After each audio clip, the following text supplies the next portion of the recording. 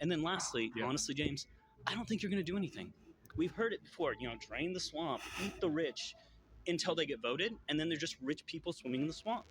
This is one of those videos which I've been yearning to shoot, but I have never found an evidence or a discussion which is going to support my claim. In this video, I want you to be keen. I don't want you to be an individual who is going to give up and say that you are not in control of your life.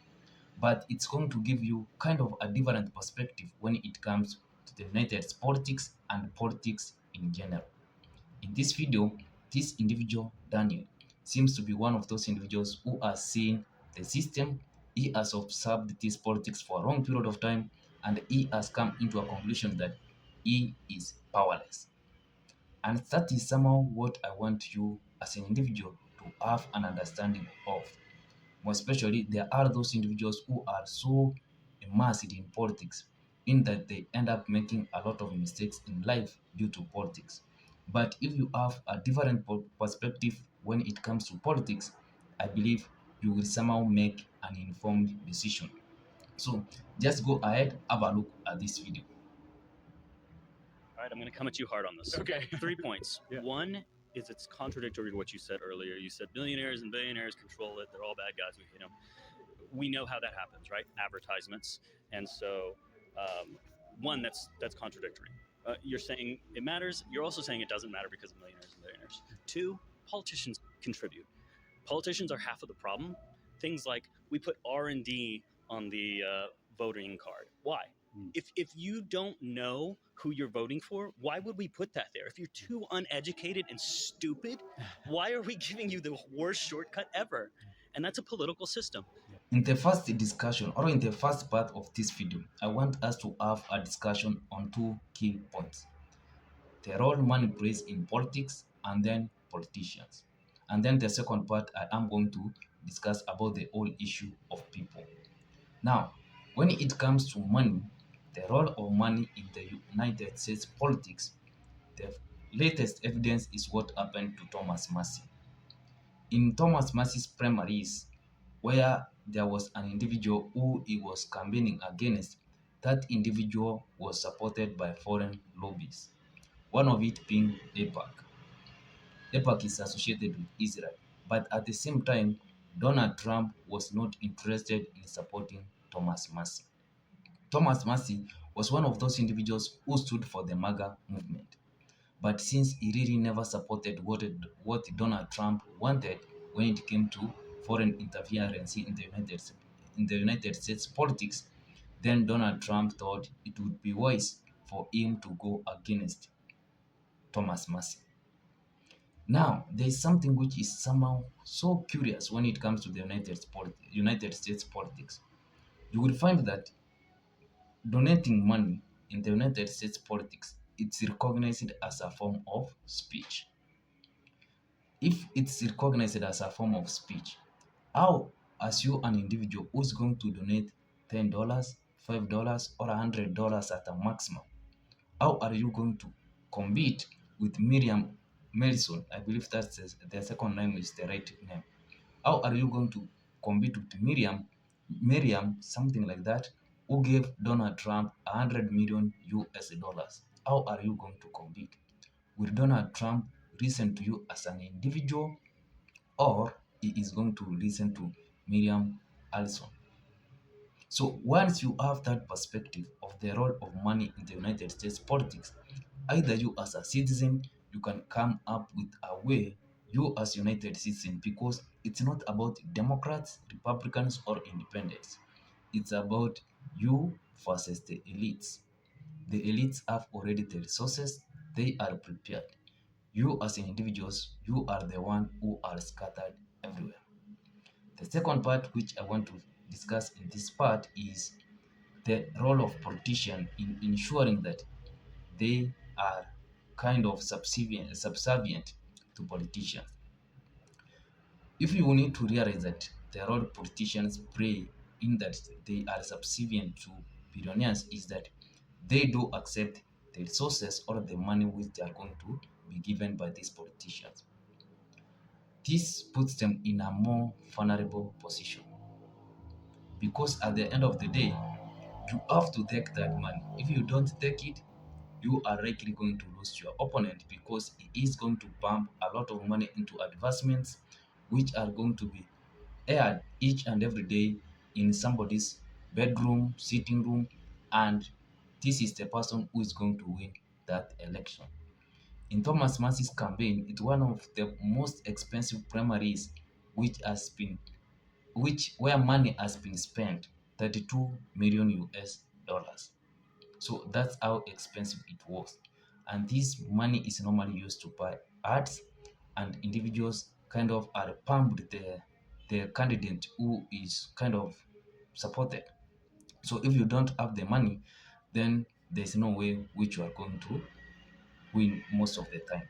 And if you are going to accept this money, it means that you are going to be vulnerable and you need to listen to those individuals who gave you this money. So that's why you find the individuals like Thomas Massey who went against their donors who probably wanted to support them.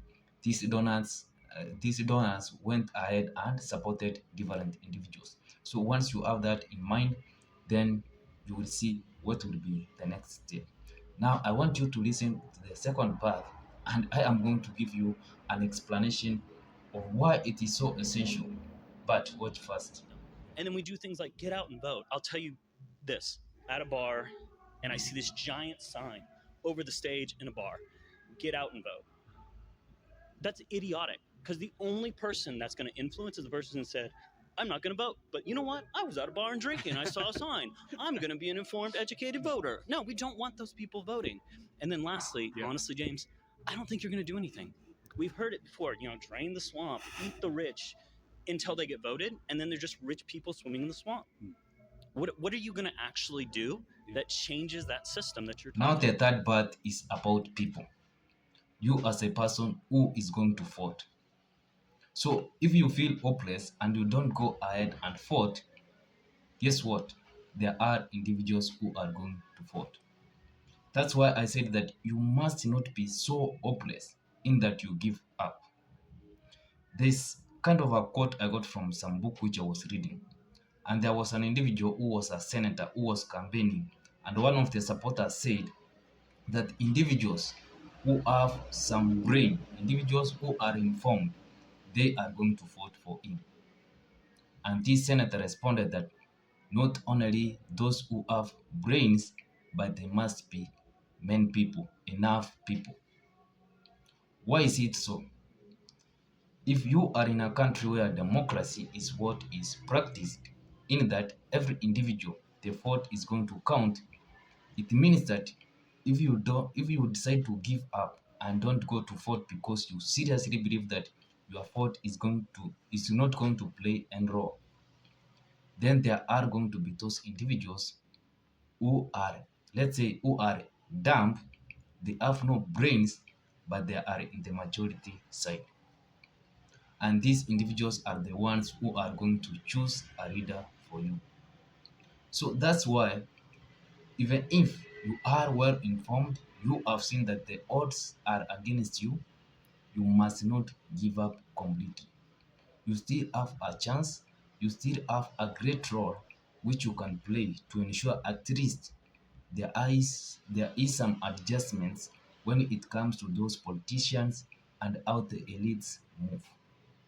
Because you as an individual, since we have said you are not going to compete against Elon Musk, Jeff Bezos, Bill Gates, all those tech billionaires or maybe business billionaires. Since in terms of finance, you are not going to compete with them. And if you go ahead and compete, you will just go broke.